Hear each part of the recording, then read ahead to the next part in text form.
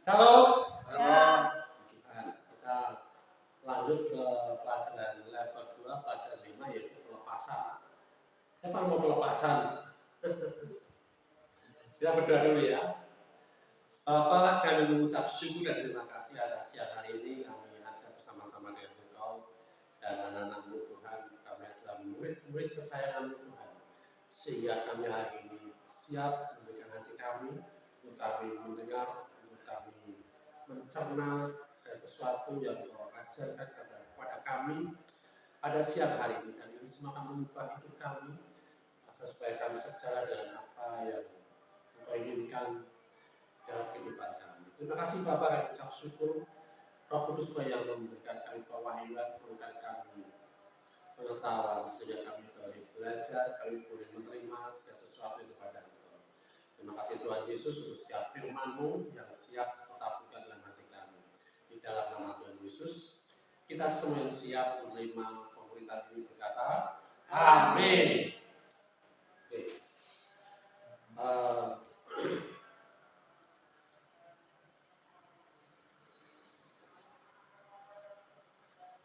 Pernah kita ya, ini ilustrasi kita HP lagi ya. HP ini paling gampang, paling kompleks ya untuk kita terima. Kadang-kadang kita buka HP kita ini lemot, buka WhatsApp lemot, buka YouTube, kadang-kadang macet, ya, semuanya lambat. Lalu kita tanya, jangan memorinya habis, ya. Memorinya penuh, masih ada nggak memorinya, kita lihat. Sudah penuh, ya, sudah penuh, semuanya foto, video, aplikasi yang ada itu penuh. Terus harus kita buang. Sayang nggak ya? Sayang ya. Tapi akhirnya apa? Kalau nggak dibuang, akhirnya HP-nya lemot. Ya.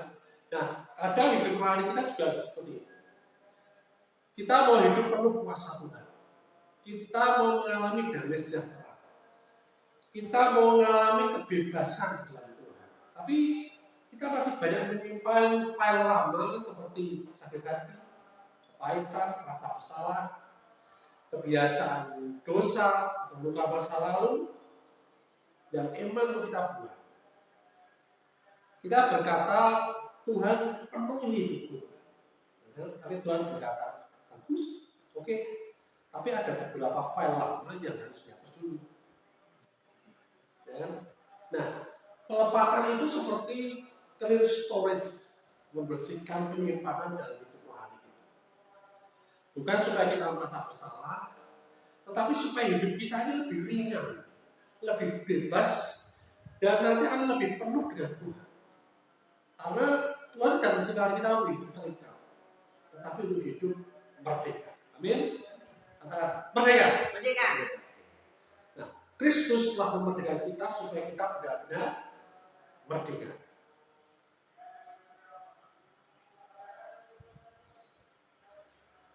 Tujuan dari topik pemerintahan pelepasan ini adalah memahami realitas peperangan Tuhan, mengerti otoritas orang percaya di dalam Kristus. Kemudian tujuannya untuk menyadari ada kuasa firman Tuhan sebagai senjata rohani. Nah, menempatkan Yesus sebagai Tuhan dan Raja dalam hidup. Sehingga apa? Sehingga kalau file-file lama itu tidak dilepaskan, ya, itu akan mengganggu. Itu akan mengganggu sesuatu yang daripada Tuhan untuk mengisi hidup kita terhalang. Nah, Alkitab menunjukkan bahwa pelayanan Yesus banyak hubungan dengan pembebasan dan kuasa Tuhan. Kita lihat kisah para rasul 10 ayat 38. Kisah para rasul 10 ayat 38. Dibaca. Yaitu tentang Yesus dari Nazaret. Bagaimana Allah menyertai dia dengan Roh Kudus dan kuat kuasa. Dia yang berjalan keliling sambil berbuat baik dan menyembuhkan semua orang yang dikuasai iblis, sebab Allah menyertai dia. Amin. Yesus berjalan berkeliling, dia berbuat baik, dia menyembuhkan. dia melepaskan orang yang dikuasai iblis. Ya. Lihat 1 Yohanes 3:8.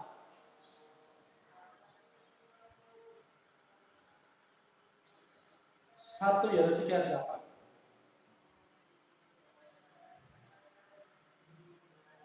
Silakan dibaca. Barang siapa yang tetap berbuat dosa berasal dari iblis. Sebab iblis berbuat dosa dari mulanya. Untuk inilah anak Allah menyatakan dirinya, yaitu supaya ia membinasakan perbuatan-perbuatan iblis itu. Amin. Anak Allah menyatakan dirinya untuk membinasakan perbuatan iblis. Tadi Yesus berkeliling untuk menyembuhkan, untuk melepaskan orang yang dikuasai iblis. Ya. Kemudian dia menyatakan dirinya di dunia ini untuk membinasakan perbuatan-perbuatan iblis. Artinya apa? Pelayanan pelepasan itu bukan hal yang aneh lagi. Ya. Itu memang bagian dari kerajaan Allah. Ya. Melepaskan orang yang terikat oleh perbuatan-perbuatan iblis. Orang-orang yang terikat oleh kuasa-kuasa iblis. Ya. Nah, itu tujuan pelepasan. Jadi ada yang namanya peperangan rohani. Efesus 6 ayat 12. Efesus 6 ayat 12.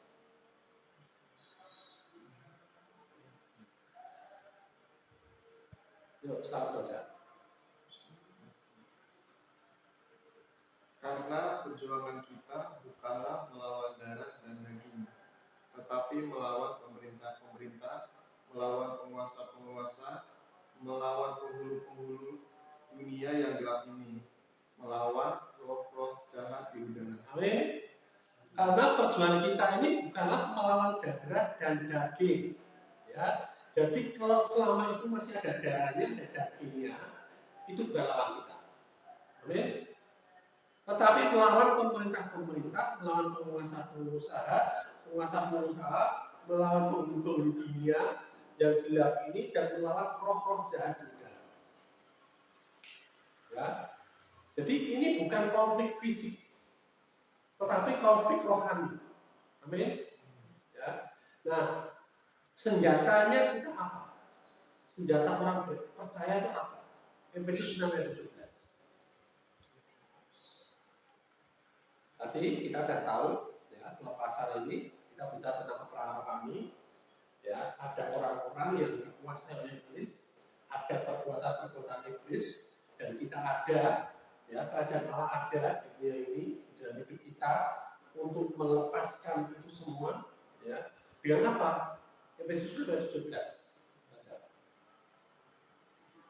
Dan terimalah ketopong keselamatan dan pedang roh, yaitu firman Allah. Nah, itu senjata kita.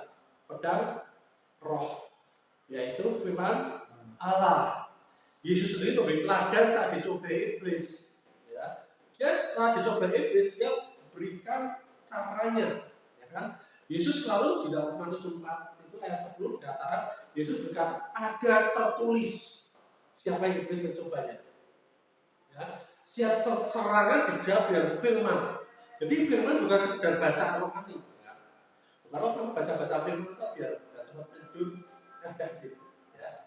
Jadi firman adalah senjata rohani. Artinya firman itu berarti punya kuasa. Firman itu punya otoritas. Amin. Karena itu senjata kita. Senjata rohani tadi untuk membebaskan orang dari tindasan iblis. Untuk membebaskan perbuatan-perbuatan iblis dari kehidupan kita maupun kehidupan orang lain. Nah, Markus 16 ayat 17. Markus 16 ayat 17. Silakan dibaca. Tanda-tanda ini akan menyertai orang-orang yang percaya. Mereka akan mengusir setan-setan demi namaku. Mereka akan berbicara dalam bahasa-bahasa yang baru bagi mereka. Amin.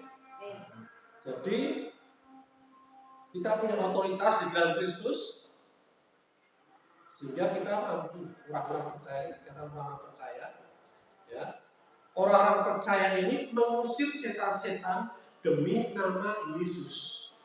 Bukan orang percaya yang diusir sama setan, ya. Tapi orang percaya, siapa orang percaya? Saya. Mengusir setan-setan dalam nama Yesus. Ya. Loh, kok bisa? Ya, kita lihat Lukas 10 ayat 17 sampai 19. Lukas 10 ayat 17 sampai 19. Baca.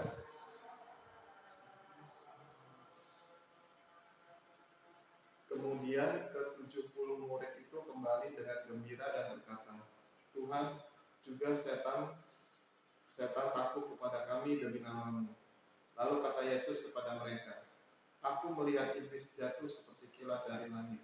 Sesungguhnya aku telah memberikan kuasa kepada kamu untuk menginjak ular dan kalajengking, dan kuasa untuk menang kekuatan musuh, sehingga tidak ada yang akan membahayakan kamu. Amin. Amin. Jadi Yesus memberikan kuasa, memberikan otoritas atas segala kekuatan musuh dan ada pengecualian. Semuanya. Ya. Di sini dikatakan, ya, aku lihat iblis jatuh seperti kilat dari langit. Ya, kuasa otoritas kita ini itu membuat iblis jatuh. Dan jatuhnya nggak main-main, seperti kilat, ya, dari langit. Sesungguhnya aku telah memberikan kuasa kepada kamu. Kenapa iblis jatuh waktu itu? Dia menginginkan apa? Karena kesombongannya, dia langsung dibuang oleh Yesus. Dia nggak berkuasa lagi, nggak punya kuasa apa. Nah, sesungguhnya aku telah memberikan kuasa kepada kamu, kepada kita ini semua orang-orang percaya. Telah memberikan, artinya sudah diberikan kepada kita. Amin. Amin. Ya. Untuk apa? Untuk menginjak ular dan kalajengking dan kuasa untuk menahan kekuatan musuh. Ini hal-hal yang berbahaya di sekitar kita. Kita diberikan otoritas itu. Termasuk ini, ketika kita ada di jalan, ada angin ribut, ada badai dan sebagainya. Kita punya kuasa yang otoritas. Badainya tetap ada, tapi kita tetap berjalan dengan baik. Dan ikut kabur. Sehingga tidak ada yang akan membahayakan kamu. Amin. Jadi kita tidak berperan untuk menang. Kita berdiri dari kemenangan Kristus. Amin. Amin. Ya.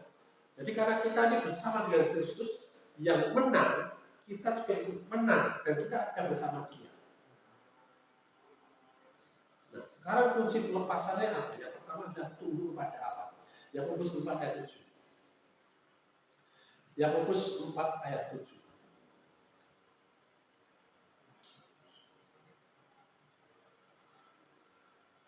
Baca semua. Karena itu, tunduklah kepada Allah dan lawanlah iblis, maka ia akan lari daripadamu. Amin. Amin. Tunduklah kepada Allah dan lawanlah iblis, maka ia akan lari. Urutannya jelas, tunduk dulu, baru melawan. Tanpa ketundukan kita akan tidak ada otoritas. Kalau kita meremehkan firman Tuhan, ya kita tidak punya otoritas. Kalau kita tunduk pada firman Tuhan, ya kemarin cara kita menjadikan firman itu menjadi milik kita. Ya, artinya apa? Kita tunduk pada firman.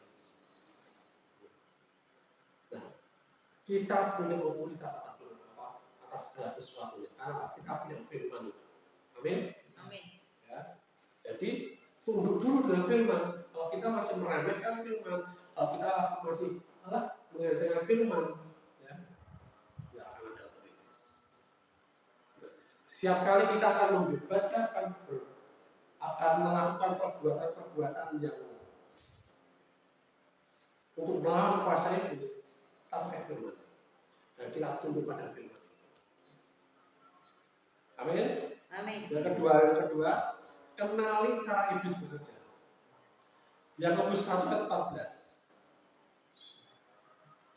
Yakobus 1 ayat 14. Silakan dibaca. Tetapi tiap-tiap orang dicobai oleh keinginannya sendiri, karena ia diseret dan dipikat olehnya. Amin. Jadi iblis bekerja melalui apa? Keinginan daging, hawa nafsu. Ia membuat yang jahat ini menjadi tampak menarik, tampak mempesona. Ya. Nah, kalau kita nggak tunduk pada firman, pada kebenaran, ya kita gampang bisa. Ya. Nah itu yang kedua. Ya. Yang pertama apa? Tunduk pada firman. Yang kedua kenali cara iblis, yaitu dengan keinginan daging, hawa nafsu, yang membuat itu membuat yang jahat ini menjadi tampak menarik, ya, mempesona. Ya. Yang ketiga, Roma 6 ayat 13. Roma 6 ayat 13.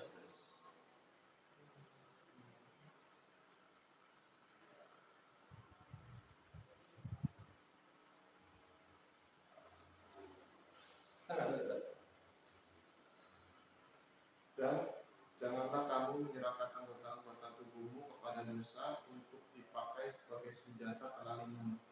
Tetapi serahkanlah dirimu kepada Allah sebagai orang-orang yang dahulu mati tetapi yang sekarang hidup. Dan serahkanlah anggota-anggota tubuhmu kepada Allah untuk menjadi senjata-senjata kebenaran. Amin. Ya, serahkan tubuh sebagai alat kebenaran. Jangan menyerahkan diri pada dosa, tetapi serahkan diri kepada Allah.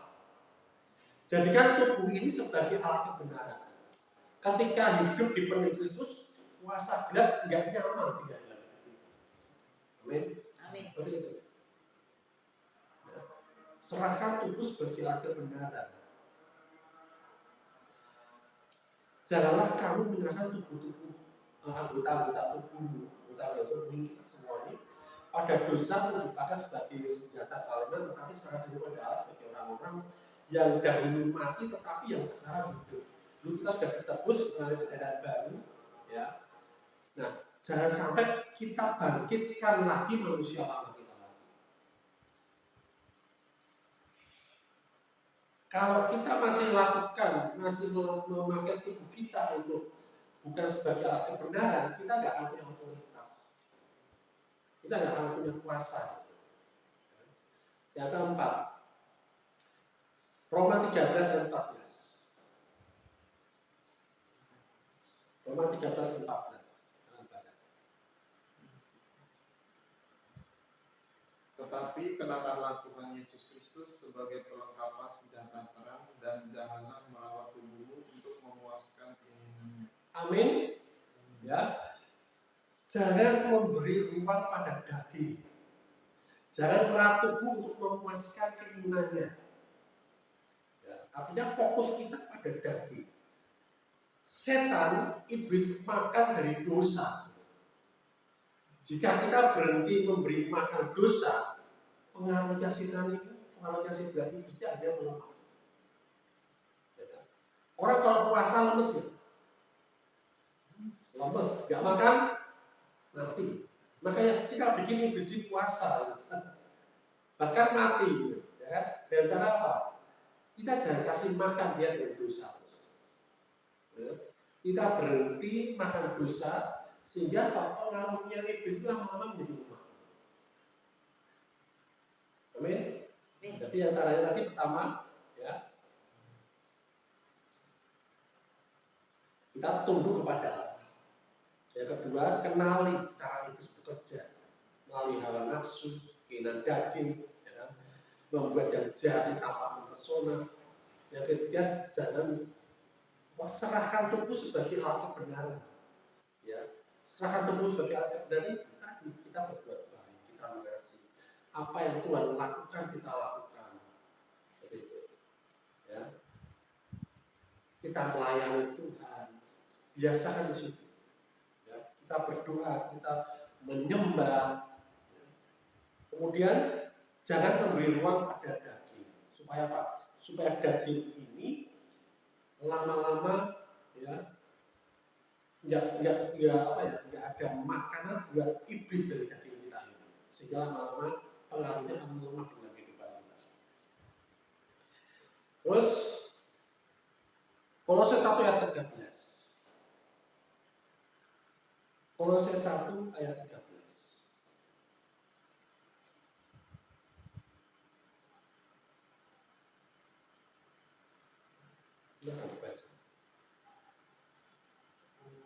Dia telah melepaskan kita dari kuasa kegelapan dan memindahkan kita ke dalam kerajaan anak-anaknya yang terkasih. Amin. Dia telah melepaskan kita dari kuasa kegelapan. Berarti dulu kita ada di dalam kuasa kegelapan. Dan memindahkan kita ke dalam kerajaan anaknya yang terkasih. Berarti saat ini kita ada di mana? Kerajaan, kerajaan anaknya yang terkasih. Kita telah dipindahkan dari kuasa kegelapan ke dalam kerajaan anaknya yang terkasih. Pertanyaannya, siapa yang memerintah hidup kita hari ini? Ya. Dulu kita ada di kuasa kegelapan, siapa yang memerintah? Iblis. Hari ini kita ada di dalam kerajaan anaknya yang terkasih. Berarti siapa yang memerintah? Anaknya yang terkasih. Yaitu siapa? Yesus Kristus. Ya, itu harus kita sadari dulu. Ya. Lukas 6 ayat 46. Lukas 6 ayat 46.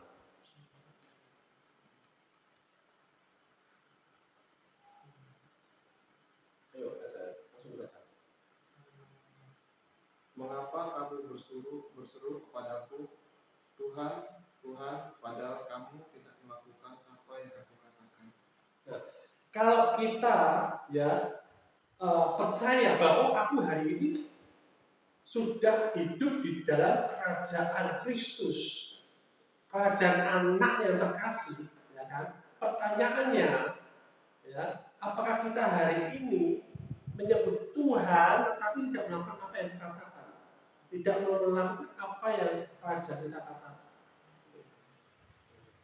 Makanya dalam Lukas 6 ayat 46 berkata, mengapa kamu menyebut aku Tuhan tetapi tidak melakukan apa yang kukatakan?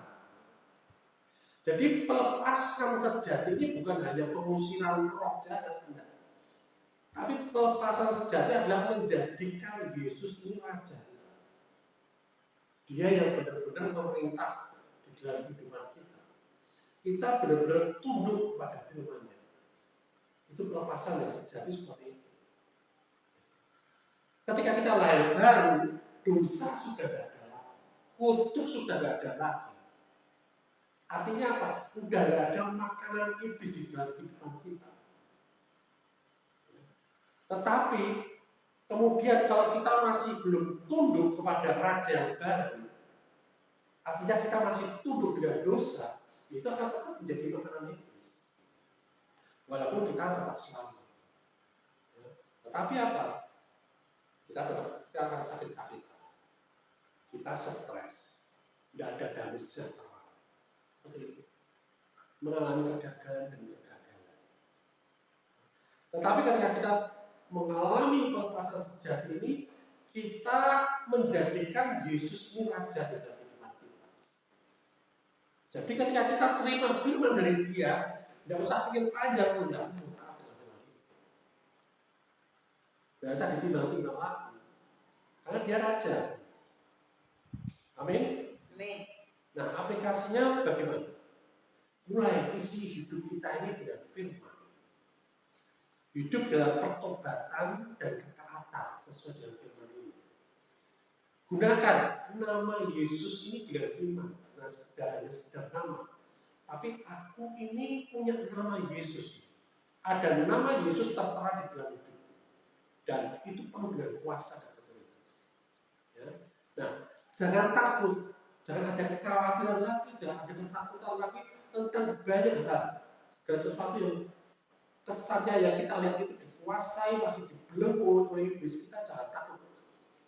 Ya. Jangan khawatir. Sepertinya apa yang ada di hadapan kita sesuatu yang menakutkan, sesuatu yang mengkhawatirkan, seperti seolah-olah aku nggak bisa kendalikan ini. Jangan takut. Karena apa? Kita punya otoritas, dan otoritas sudah diberikan dalam hidup kita. Dan otoritas kuasa dalam kita ini tidak terbatas. Amin. Ya. Jadi Yesus adalah Tuhan, iblis adalah musuh yang sudah dikalahkan. Amin. Amin. Jadi ketika kita melihat ada masalah di depan, ada pekerjaan iblis di depan, ya, kita tidak takut. Oh, iblis itu tidak kalah kok. Pekerjaan-pekerjaannya akan tunduk kepada kita. Amin. Amin. Nah, seperti itu. Jadi mulai ya pelepasan ini kita udah ngerti. Bicara tentang apa? Penundukan diri pada firman Tuhan. Siapa yang meminta dalam kehidupan kita? Ya. Isi terus. Ya. Kenapa? Yang berperang sebagai pedang roh yang memberikan kita melengkapi hidup kita tidak firman Allah. Ya. Perlengkapi terus hidup kita ini dengan firman. Seperti hari ini. Ya. Dan hidup di dalam pertobatan dan ketaatan. Amin. Amin. Kabar gembira. Kabar gembira. Tuhan Yesus